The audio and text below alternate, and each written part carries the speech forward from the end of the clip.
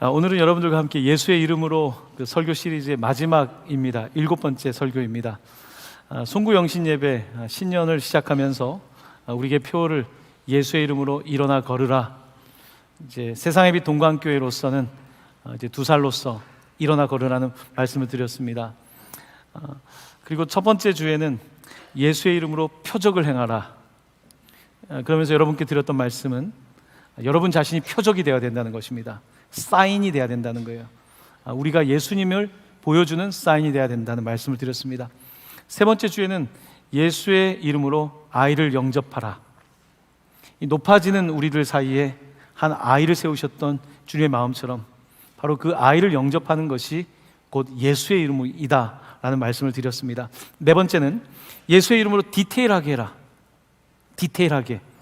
원어에서는 말과 행동에 있어서 그러니까 무엇을 하든지 예수의 이름으로 디테일하게 하라 말씀을 드렸습니다.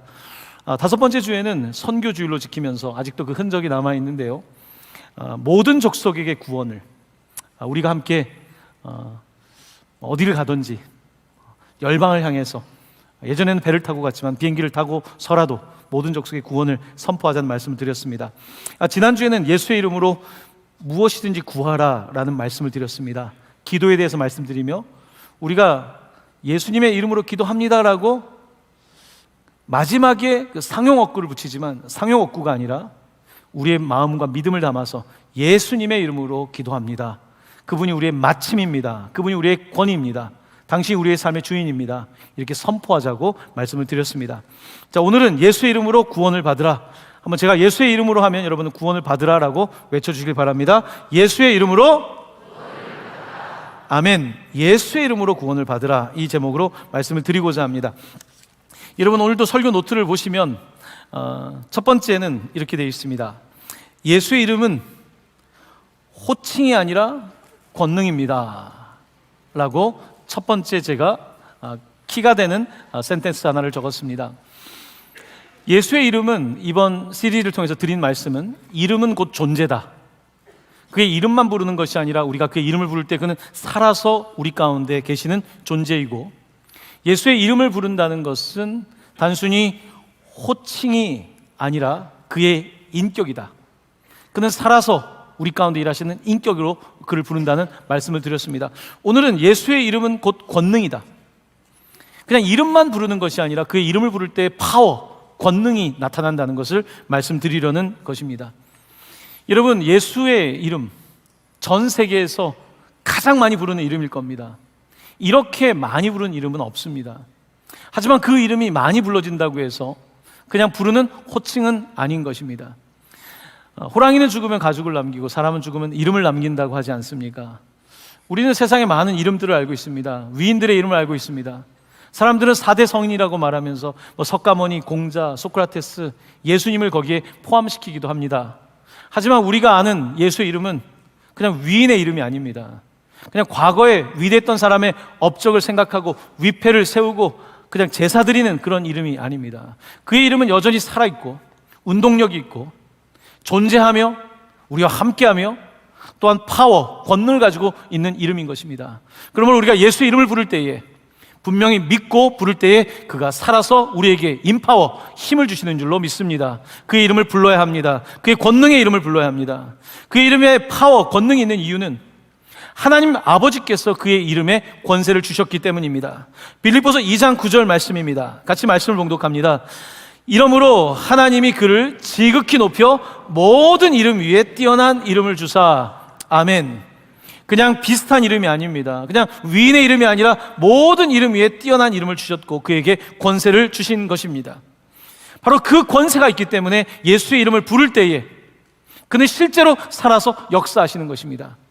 바로 미문에 앉아있던 안진뱅이, 그 사람을 주목했던 베드로와 요한은 그들에게 금과 은은 없었지만 바로 예수의 이름으로, 예수의 이름은 곧 파워, 예수의 권능으로 그를 일으켜 세웠을 때 그가 일어났던 것입니다.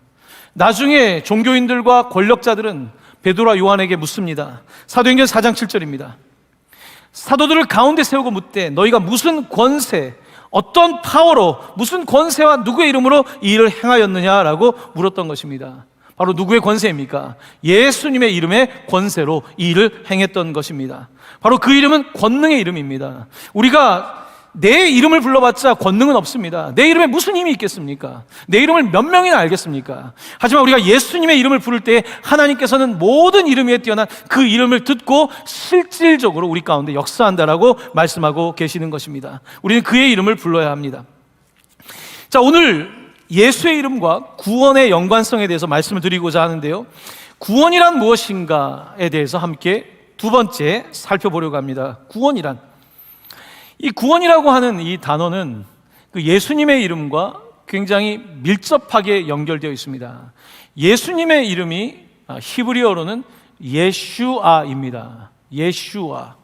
히브리어는 오른쪽에서 왼쪽으로 읽습니다. 왼쪽에서 오른쪽이 아니고, 그래서 조그만 기역자처럼 생긴 것이 Y입니다. 예. 그리고 조그맣게 이렇게 쓴 게 슈. 그 다음에 이렇게 생긴 게 아입니다. 예슈아. 여기 이제 모음은 붙이지 않았는데 예슈아라고 읽으면 됩니다. 이 예슈아라고 하는 이름의 뜻은 여호와가 구원하신다. 예는 바로 여호와를 뜻하고 슈아는 구원을 뜻하는 것입니다. 그래서 여호와가 구원하신다는 것이 예수님의 이름입니다. 구약 성경을 읽으면 이 예슈아라고 하는 관련된 구원과 관련된 이름이 굉장히 많이 나옵니다. 여호수아도 그 이름입니다. 여호수아. 뿐만 아니라 구원이란 단어는 모두 이 단어와 본질적으로 같은 어원을 가지고 있습니다. 그래서 구약 성경에는 예슈아 이 이름이 등장합니다. 바로 이 이름을 우리에게 주셨다는 것입니다. 구원에 관한 이름을 그가 우리에게 주신 것입니다. 이 예슈아, 여호와께서 구원하신다는 이름을 부를 때에 바로 하나님께서 우리를 구원하신다고 약속하신 것입니다. 자, 그렇다고 한다면 이 예슈아 할 때 이 구원이란 무엇인가? 첫 번째로는 우리가 이 이름을 구출이라고 이해하시면 될 것 같습니다. 구출. 어디에 빠져있던 사람을 레스큐한다, 구출한다. 혹은 deliverance, 이 사람을 이끌어낸다라는 뜻입니다. 특별히 이 deliverance라고 영어로 되어 있는 이 표현이 이제 영어권에서는 하나님을 구원자라고 부를 때 deliverer라고 부릅니다. 여러분, 이 단어를 여러분들이 잘 알고 있습니다. 우리가 코로나 중에 가장 성장한 산업이 있습니다. 배달 사업이죠. 딜리버리, 배달하는 거죠. 딜리버라고 하는 것은요, 무엇이냐면 우리를 배달해 주는 것입니다. 우리를 옮겨주시는 것입니다. 그 옮겨주는, 우리를 배달해 주는 가장 아주 기본이 되는 이야기가 있습니다. 바로 그것은 성경의 출애굽기입니다. 바로 애굽에 400년 동안 종살이하던 그 사람들, 스스로 누구도 구출시킬 수가 없고 누구도 옮겨줄 수 없는 사람들이었는데 바로 하나님께서 그들을 옮겨주셨다는 것입니다. 그들을 배달시켜 주셨다는 것입니다. 그들 스스로가 한 것이 아니라 하나님께서 딜리버러인, 이들을 구출해 주신 하나님께서 그렇게 하셨다는 것입니다. 출애굽기 19장 4절 말씀입니다. 내가 애굽 사람에게 어떻게 행하였음과 내가 어떻게 독수리 날개로 너희를 업어 내게로 인도하였음을 너희가 보았느니라. 바로 인도하셨다는 것입니다. 어떻게요? 독수리 날개로 너희를 업어. 한번 따라해 보시길 바랍니다. 독수리 날개로 너희를 업어. 그렇습니다. 독수리 날개로 너희를 업었다는 것입니다. 우리 스스로가 애굽에서 탈출할 수 있는 힘이 있는 것이 아니라 하나님께서 그들을 탈출시키셨고, 우리가 걸어간 것이 아니라 독수리 날개로 주님께서 홍해를 건너가게 하셨다라고 표현하고 있는 것입니다. 바로 구원이란 우리를 옮겨주는 것입니다. 어디에서요? 죄에서, 바로 죄가 없는 의로움으로, 또한 사망에서 생명으로, 지옥에서 천국으로 옮겨주는 이와 같은 하나님의 은총의 역사를 이끌어서 우리가 구원이라고 표현하고 있는 것입니다. 바로 그리고 그 구원을 하는 것은 우리 스스로가 하는 것이 아니라 예수와 여호와께서 구원하신다는 그 이름을 부를 때에 주님께서 우리를 구원하신다는 것입니다. 이런 명절들 잘 보내셨죠? 우리 동강교회는 북에서 넘어와서 함께 예배하는 식구들이 많습니다. 이제 정말 그분들뿐만 아니라 그 자녀들까지 같이 있습니다. 그래서 금요일, 토요일에 우리 탈북하신 식구들은 우리 우물이야기 교육관 4층에서 같이 1박 2일 같이 오전부터 모여서 음식을 만들고 같이 먹고 윷놀이도 하고 뭐 이런저런 게임도 하고 그렇게 밤을 보냈습니다.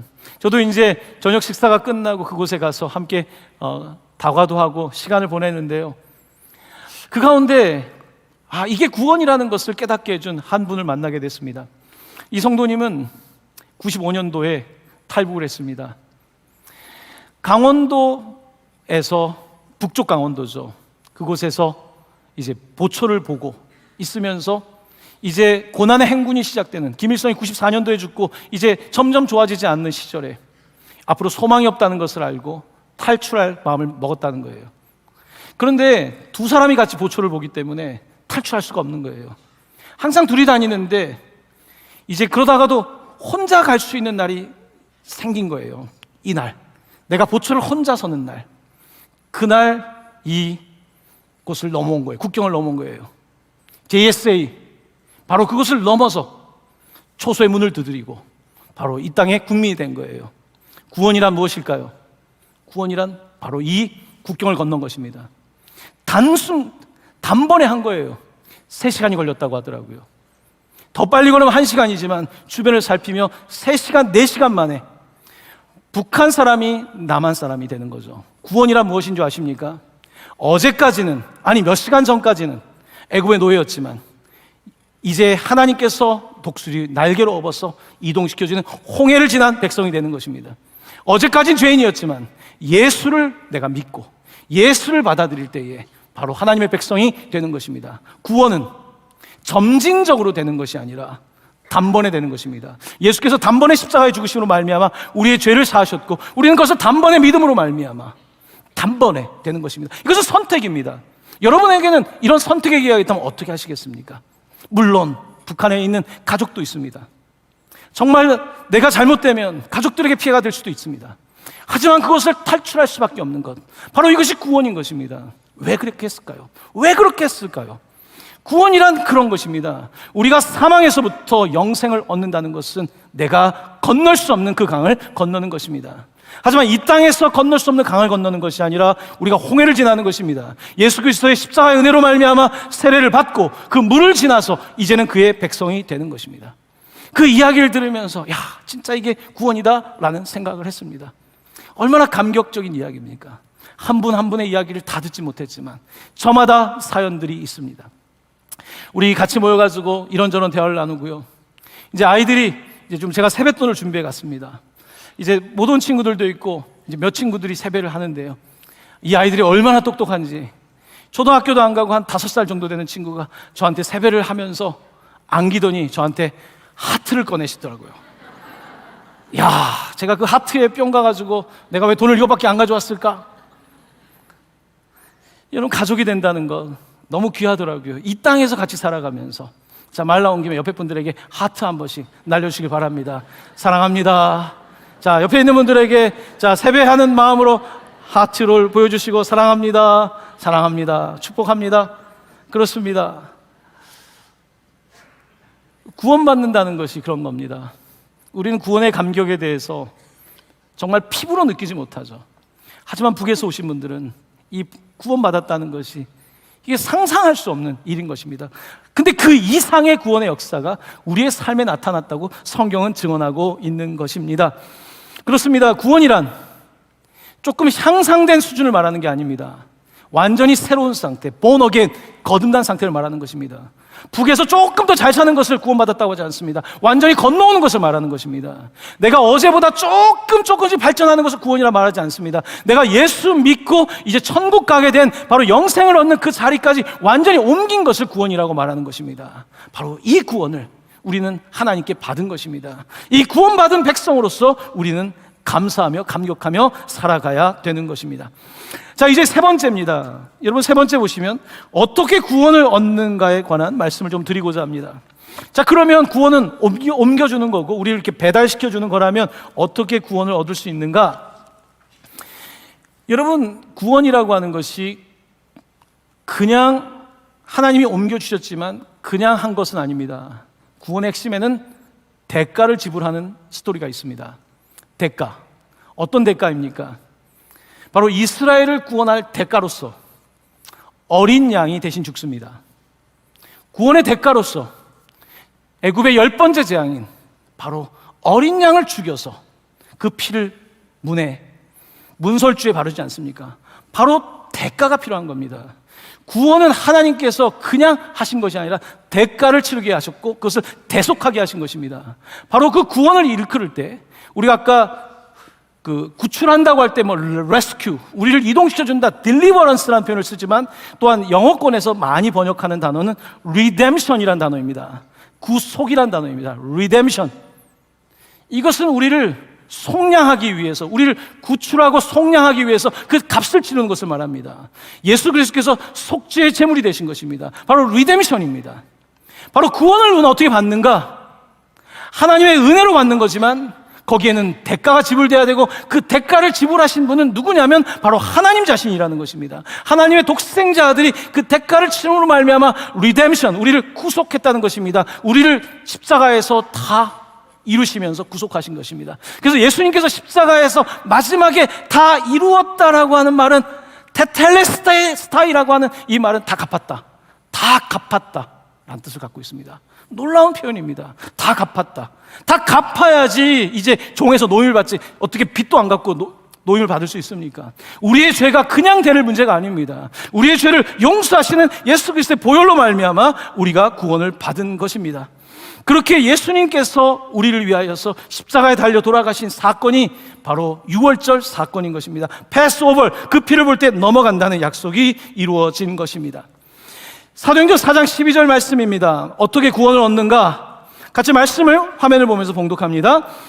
다른 이로서는 구원을 받을 수 없나니 천하 사람 중에 구원을 받을 만한 다른 이름을 우리에게 주신 일이 없음이라 하였더라. 아멘.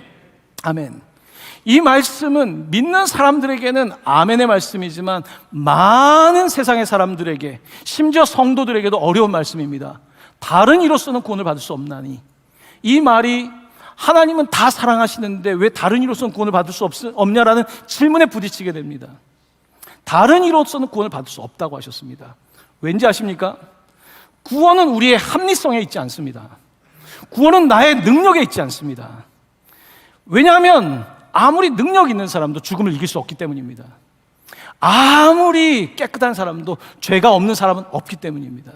누구도 죄로부터 구원할 수가 없습니다. 누구도 사망으로부터 구원할 수 없습니다. 누구도 지옥으로부터 구원할 수는 없는 것입니다. 이것은 하나님이 정하신 것이고 하나님은 이것을 극복할 수 있는 구원하는 방법을 제시하셨는데 그것은 다른 이름이 아니라 바로 예수의 이름, 예슈아, 오직 여호와께서 구원하신다는 그 이름에 구원이 있다라고 약속하셨고 주님은 그 약속을 이루시는 것입니다. 다른 이로서는 구원을 받을 수 없나니, 한번 따라해 보시기 바랍니다. 다른 이로서는 구원을 받을 수 없나니,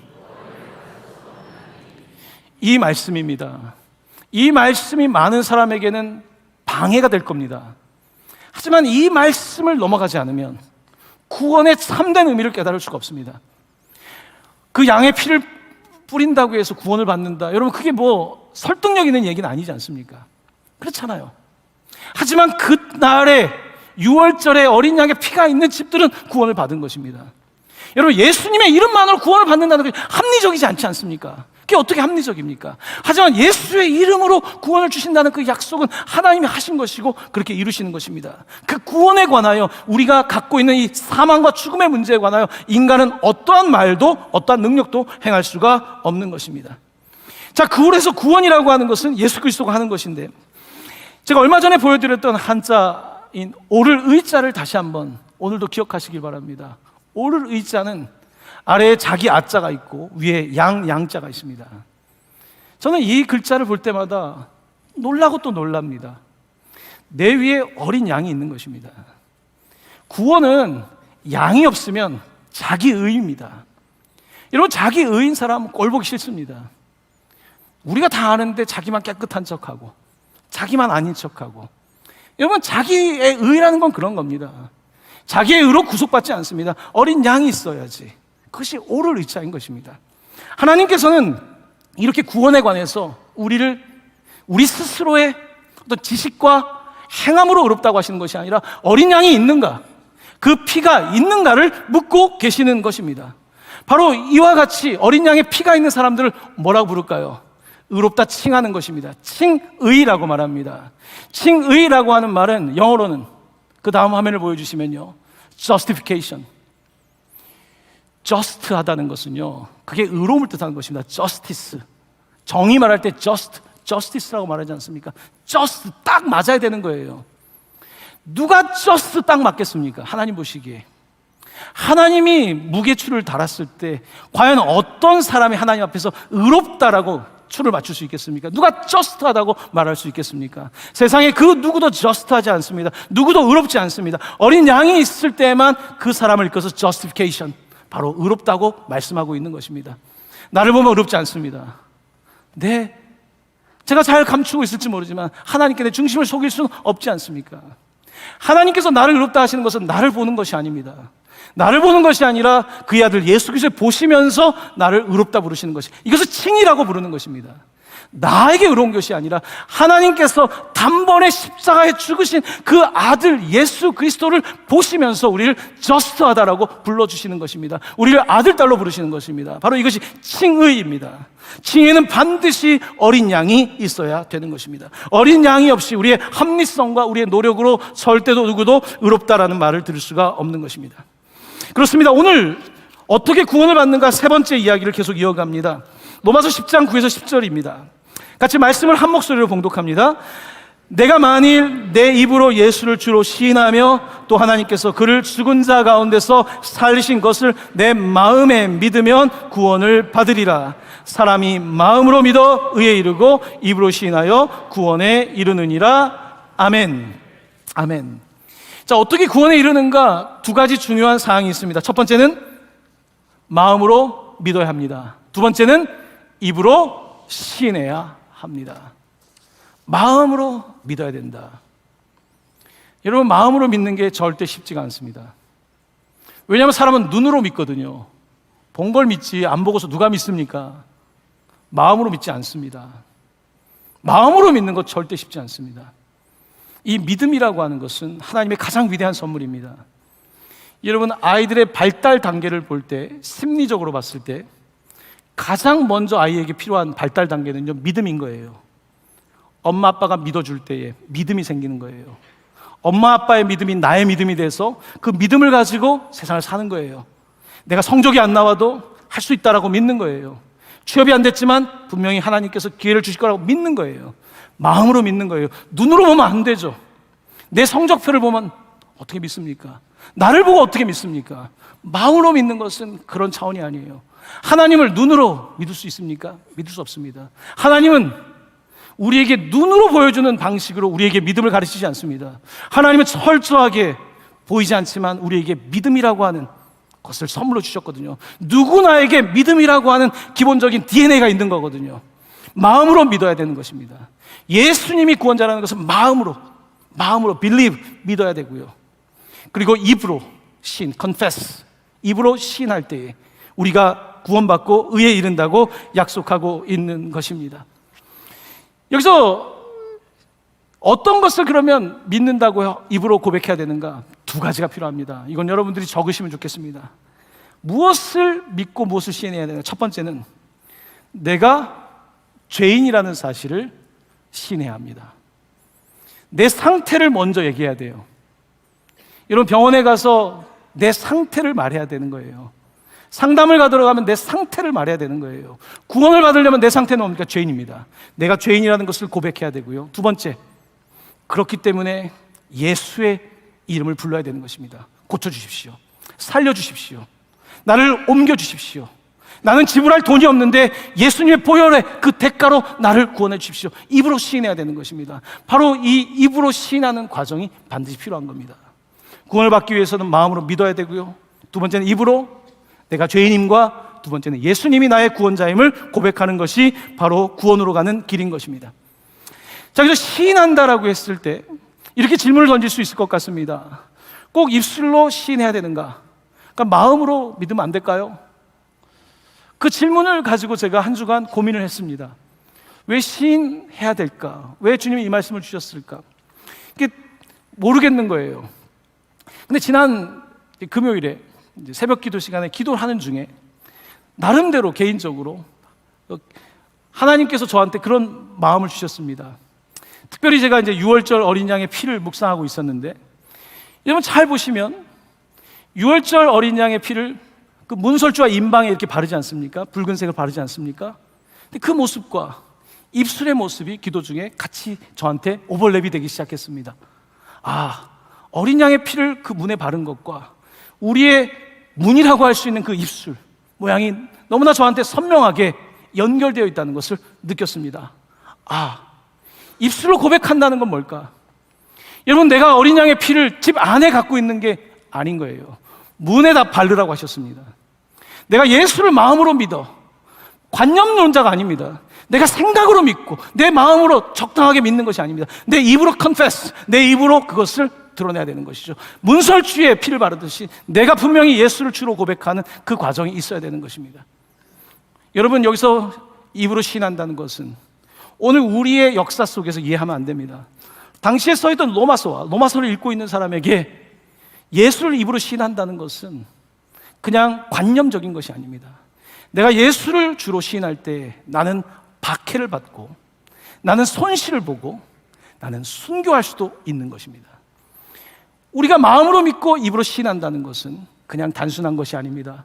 정말로 내가 마음으로 정말로 예수를 나의 주님으로 모시고 내가 입으로 고백하게 될 때에 바로 그것이 우리에게 구원의 역사인 것입니다. 많은 경우에 우리는 신앙생활하면서 여전히 관념적으로 생각합니다. 아, 그냥 내 생각으로 하는 거죠. 그렇게 하면 안 됩니다. 분명히 고백해야 됩니다. 제가 이번 달에 여러분들에게 예수 이름을 자꾸 말하는 것은요, 고백하라는 것입니다. 예수의 이름으로, In the name of Jesus, 예수의 이름으로 하라는 것입니다. 내 입술로 예수의 이름을 선포하라는 것입니다. 그냥 속으로 웅얼웅얼이 아니라 예수의 이름으로 기도합니다. 예수님이 나의 권위입니다. 예수님이 나의 주인입니다. 예수님이 나의 구원자이십니다. 예수님이 리디머, 나를 구속하신 분입니다. 예수님이 나의 모든 것입니다. 바로 그걸 고백해야 되는 것입니다. 바로 그 고백 가운데 하나님께서 우리에게 놀라운 구원과 그 징표들을 주시는 것입니다. 할렐루야. 사랑하는 성도 여러분, 마음으로 믿으시길 바랍니다. 입으로 시인하시길 바랍니다. 예수가 나의 주님이라고 하는 구체적인 고백이 여러분에게 있기를 바랍니다. 그렇습니다. 이렇게 예수를 믿고 시인한다는 것은 구원으로 가는 하나님께서 주신 유일한 방법이라고 할 수 있습니다. 그 피가 없으면 되지 않는 것입니다. 그 보혈이 없이는 되지 않는 것입니다. 빌립보서 2장 11절 말씀입니다. 같이 말씀 봉독합니다. 모든 입으로 예수 그리스도를 주라 시인하여 하나님 아버지께 영광을 돌리게 하셨느니라. 아멘. 아멘. 그렇습니다. 이제 네 번째입니다. 네 번째는 그러면 이제 누가 구원을 얻는가의 문제입니다. 누가 구원을 얻는가? 성경의 답은 누구든지, whoever, 누구든지입니다. 누구든지. 로마서 10장 오늘 읽었던 본문의 11절 이하의 말씀입니다. 제가 말씀 봉독하겠습니다.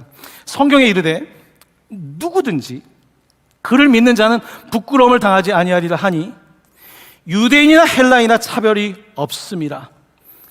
한 분이신 주께서 모든 사람의 주가 되사, 그 다음 말씀 같이 읽습니다. 그를 부르는 모든 사람에게 부유하시도다. 누구든지 주의 이름을 부르는 자는 구원을 받으리라. 아멘. 누구든지 주의 이름을 부르는 자는 구원을 받는다고 말씀하셨습니다. 특별히 당시에 섞여 있었던 유대인과 헬라인들, 그곳에 있던 사람들은 둘 중에 하나였을 거예요. 유대인 아니면 헬라인. 그 누구든지 예수의 이름을 부르면 구원을 받는다고 약속하셨습니다. 성경을 잘못 읽는 사람들은 왜 우리가 이스라엘 역사를 공부합니까? 라고 하는 소위 조금은 무식한 말을 하기도 합니다. 왜 대한민국에 태어나서 이스라엘의 역사를 읽습니까? 이것이 이스라엘의 구원에 관한 역사만이라고 한다면 우리가 이 말씀을 읽을 이유가 없겠죠. 하지만 성경은 이스라엘만이 아니라 모든 민족에게 누구든지 주신 말씀인데요, 아까 저희들이 특별히 출애굽기 이야기를 하면서 이스라엘이 이제 홍해를 건넌 말씀을 드렸는데요, 과연 이스라엘만 홍해를 건넜을까? 출애굽기 12장 37, 38절입니다. 이스라엘 자손이 라암셋을 떠나서 숫곳에 이르니 유아 외에 보행하는 장정이 60만 가량이요 수많은 잡족과 양과 소와 힘이 많은 가축이 그들과 함께하였으며. 출애굽을 한 사람들은 이스라엘만이 아니었습니다. 수많은 잡족이 있었다고 기록하고 있습니다. 잡족이라고 하니까 조금은 무시하는 것 같아서 요즘에 어떤 뉘앙스로는 좋은 번역은 아니겠지만 원래 의미는 mixed multitude, 섞여 있는 다수의 사람들, 섞여 있는, 이스라엘이 아니지만 섞여 있는 다른 인종의 사람들, 다른 종족의 사람들이 그들과 함께, 가축들과 함께 출애굽을 했다라고 말씀하고 있습니다. 하나님은 처음부터 이스라엘만을 구원하려고 하지 않습니다. 아브라함은, 그는 아비란 뜻이죠. 그는 아비입니다. 근데 아브라함을 아브라함으로 바꾸시면서 H 사운드가 들어가게 됩니다. 아브라함이 아니라 아브라함이 되는 것입니다. 아브라함이 될 때 이 함은 바로 열국을 뜻하는 것입니다. 하나님은 아브라함을 선택하셨을 때 이스라엘의 아버지만 되게 한 것이 아니라 열국의 아비가 한 것이고, 출애굽은 이스라엘만이 아니라 다른 함께 믿음의 식구들도 하나님께서 이끌고 구원하셨다고 분명히 가르치고 있는 것입니다. 그러므로 누가 구원을 받는가? 이스라엘만 구원을 받는 것도 아니고, 성경은 이스라엘만의 구원을 말하는 것이 아니라 모든 민족들의 구원을 말씀하고 있는 것입니다. 특별히 예수 그리스도께서 이 땅에 오심으로 말미암아 모든 민족을 구원하는 하나님의 분명한 뜻이 세상 가운데 확실하게 나타나게 되었습니다. 바로 예수님이 이제 성전에 오셨을 때, 태어난 아기가 왔을 때 시몬이라고 하는 어른은 이렇게 노래를 불렀습니다.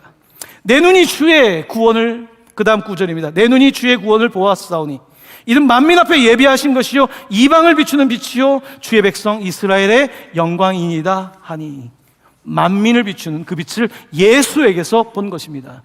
바로 그 예수 그리스도께서 이제는 이스라엘이 아니라 예루살렘과 유다와 사마리아 땅 끝까지 복음을 전하게 하시는 것입니다. 바로 구원받은 사람들, 바로 그 사람들이 주인이 되는 것입니다.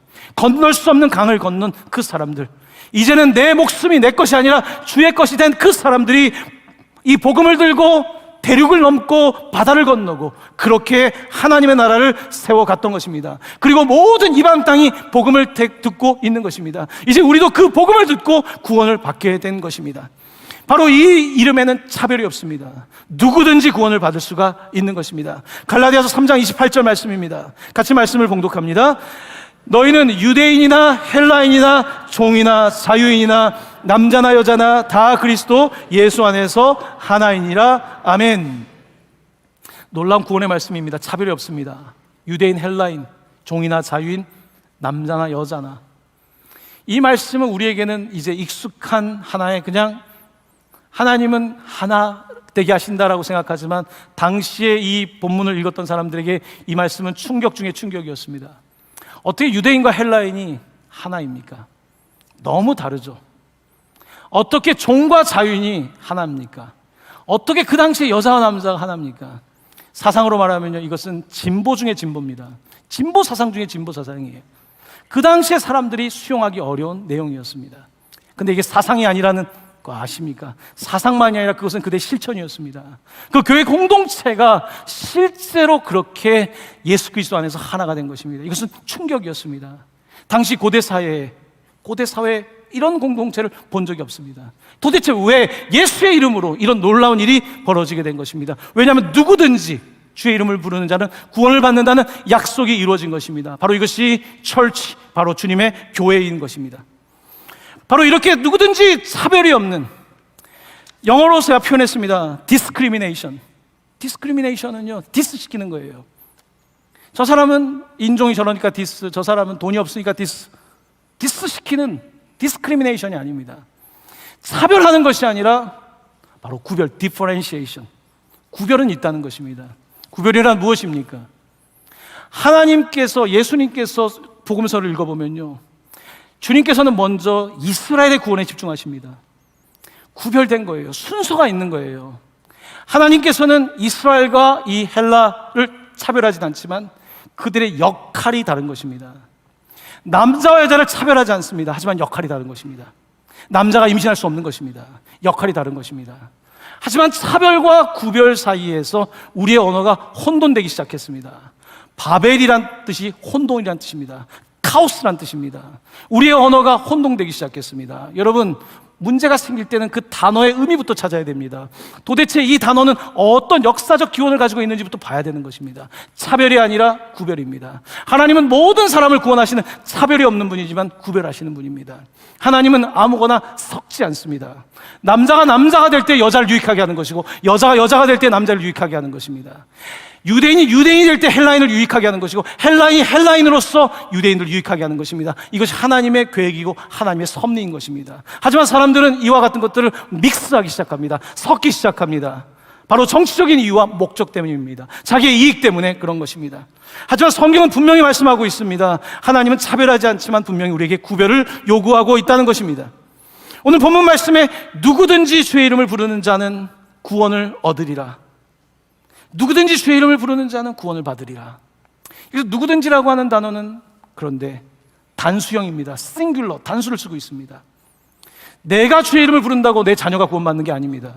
내가 주의 이름을 부른다고 해서 내 배우자가 구원을 받는 것이 아닙니다. 내 인격에 관계된 것입니다. 내 목숨에 관계된 것입니다. 내 하나의 생명에 관계된 것입니다. 누구든지 주의 이름을 부르는 자가 구원을 받는다고 분명히 싱귤러, 단수로서 말씀하고 계신 것입니다. 사랑하는 성도 여러분, 구원이라고 하는 것은 이렇게 하나님의 전적인 은혜로 말미암아 우리가 옮겨지는 것입니다. 바로 독생자 예수 그리스도의 그 리뎀션, 구속을 통해서 우리가 그렇게 된 것입니다.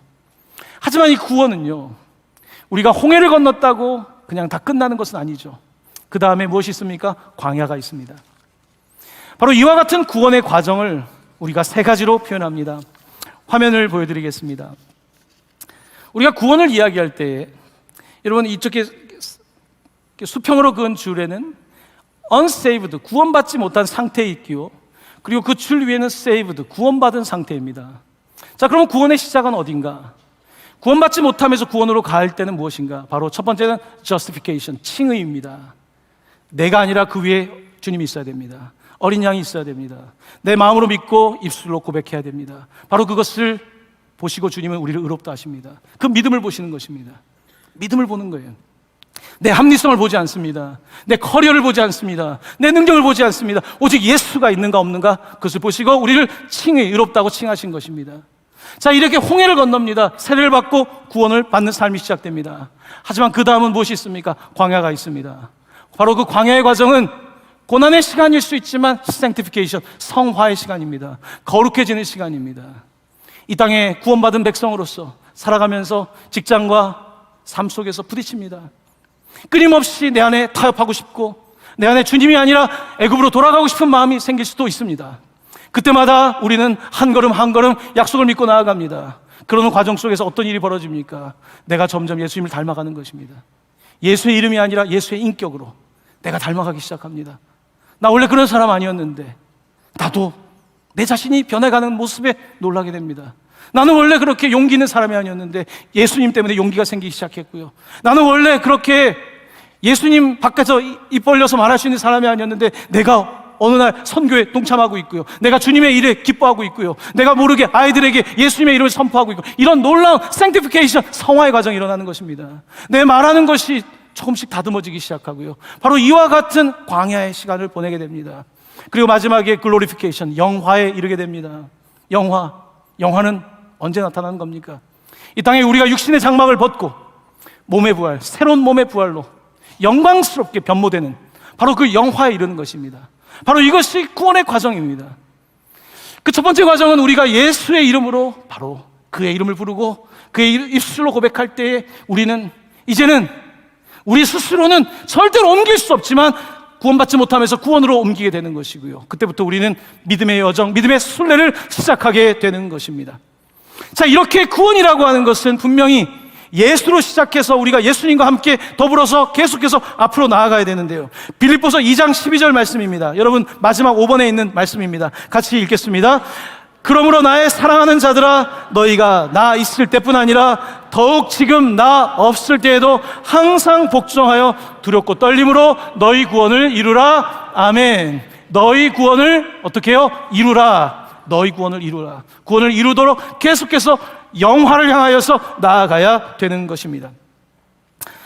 믿음으로 시작했지만 약속의 땅에 가지 못했던 많은 이스라엘 사람들처럼 우리의 여정이 쉽지만은 않습니다. 하지만 구원의 마지막은 finish well, 잘 마치는 것으로 끝이 나야 되는 거겠죠. 우리가 이 땅을 떠날 때 어떻게 피니시할 것인가가 중요할 것입니다. 디모데후서 4장 7절 8절입니다. 바울의 고백입니다. 나는 선한 싸움을 싸우고 나의 달려갈 길을 마치고 믿음을 지켰으니 finish well, 이제 후로는 나를 위하여 의의 면류관이 예비되었으므로 곧 의로우신 재판장이 그날에 내게 주실 것이며 내게만 아니라 주의 나타나심을 사모하는 모든 자에게도니라. 아멘. 아멘. 사랑하는 성도 여러분, 예수의 이름으로 구원을 받으라. 마음으로 믿어 의에 이르고 입으로 시인하여 구원에 이르시는 여러분 되시기를 예수님의 이름으로 간절히 축원합니다. 아멘.